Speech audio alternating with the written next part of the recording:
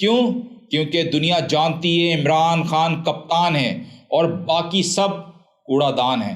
جب آپ کسی سے ادھار مانگیں اور وہ آپ کے ابا کے پاس آ جائیں کہ نالائق اولاد کو ادھار دینا ہے یا نہیں، بالکل وہی صورتحال بنی ہوئی ہے اس وقت۔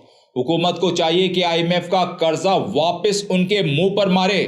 خود آئی ایم ایف سے قرضہ منظور ہونے پر عید پر ڈبل عید مبارک کہہ کر بھنگڑے ڈالے گئے، اور اب I am F Zaman park پہنچا تو کہہ رہے ہیں نیازی آئی ایم ایف کا ایجنٹ ہے۔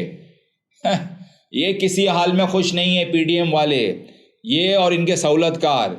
یہ خان ہیں، اس کے بغیر کچھ بھی نہیں ملے گا، جن کو خان کے دستخط کے بغیر آئی ایم ایف پاکستان کو $3 بلین کی انسٹالمنٹ نہیں دے رہا، جس میں معاہدہ ہو چکا ہے اسٹاف لیول ایگریمنٹ کا۔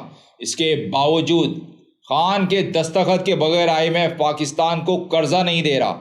وہ کہتے ہیں خان کو ہم نے ختم کر دیا ہے۔ یہ ختم کر دیا انہوں نے خان کو۔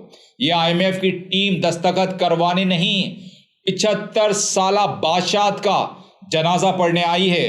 جی آئی ایم ایف کی ٹیم عمران خان کی گارنٹی کے بعد اس حکومت کو قرضہ دینے کے لیے راضی ہو جائے گی۔ یہ حکومت اس قابل بھی نہیں، جی ہاں ناظرین، کہ عمران خان کی گارنٹی کے بغیر انہیں کوئی قرضہ دے۔